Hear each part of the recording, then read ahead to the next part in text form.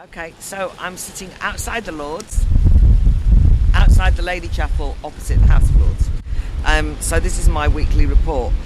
Yesterday, I asked my first supplementary question on retail of all things, but I thought I'd use this as an opportunity to explain what happens every day. Each morning, afternoon, at 1 o'clock on Mondays, 12 o'clock on Tuesdays, Wednesdays and Thursdays, there's a question time in which the Lords get the opportunity to ask 4 questions to a government minister. It's usually a quite lowly government minister who's one of the peers themselves. In principle, it is about holding the government to account, but it's very short because it's only 40 minutes. And those questions can be on anything. There seems to have been a disproportionate number of questions on railways. I don't know why that is. But there was a really interesting question on what's happening in Zimbabwe yesterday. There was also a question on domestic violence, and somebody used that as an opportunity to talk about the confusions around gender, women's only spaces, and that kind of spiced it up and made it interesting. So I go to the question time every day because it's how I'm learning what's going on in the House of Lords. It's often very technical though, and usually it will be, are you giving money to this group or that group, which sounds okay, but they just come back with a yes we are kind of response. So the question on retail yesterday was about how much support there is getting to shops in this COVID crisis. And I wanted to kind of change that a bit, so I used the opportunity to talk about the ridiculous, nonsensical distinction being made in Wales between essential and inessential goods, and the way that shopping has been moralised, and anybody who wants to do a bit of retail therapy is treated as though they're a criminal. Fox of Buckley. My Lords, would the Minister inquire from colleagues in the Welsh Assembly if the distinction between buying essential and inessential retail goods is a scientific distinction or an arbitrary political one?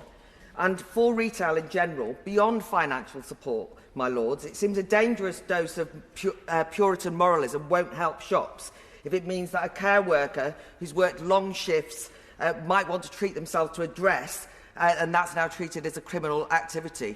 You say shop early for Christmas, not if you're Welsh, where I'm from, because you're not allowed to shop at all, apparently. I was incredibly nervous, even though it was less than a minute, but I just wanted to kind of get a question asked so that I could learn how to do it. I didn't ask the second part of my question, which was on Chester, which I'm going to mention now, which is the ludicrousness of these local lockdowns. Is Chester, which is a place dear to my heart, just over the border from North Wales, is Tier 2, should be able to carry on without any financial support, shopping paradise. Except on one side you've got North Wales, which is in lockdown, so you can't leave it.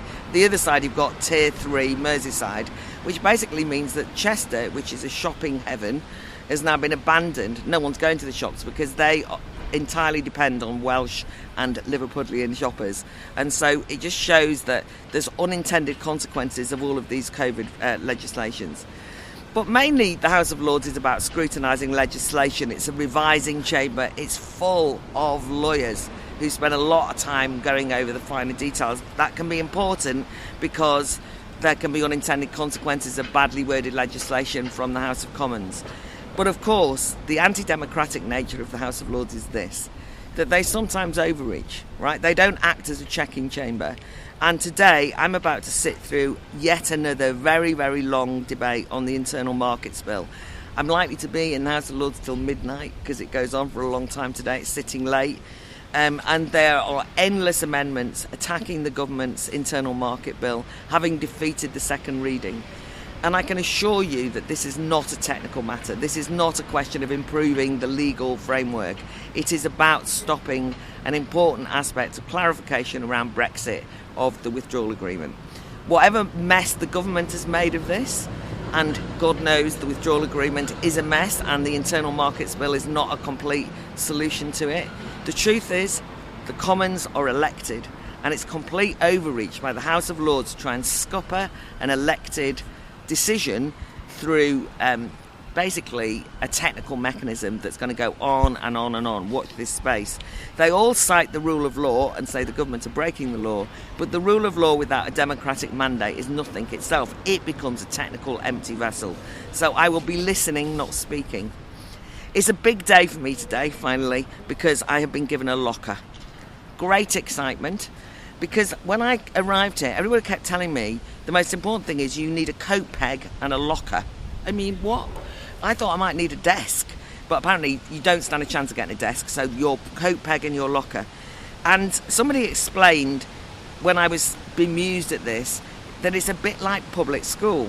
You know, boarding school, you need a locker and a coat peg. Well, I wouldn't know because I've never been to public school or a boarding school, but I've got my locker. And it's just an interesting idea, isn't it? I'm definitely a new girl. It probably is the atmosphere of a public school, but I'm learning the ropes. So tomorrow I'm going to use that new girl status to try something else, which is I'm speaking in a committee discussion on higher education and university students, again, all concentrating on fees and money, and I'm going to talk about face-to-face teaching. I've got 2 minutes. I'll be incredibly nervous again. But anyway, the new girl's settling in.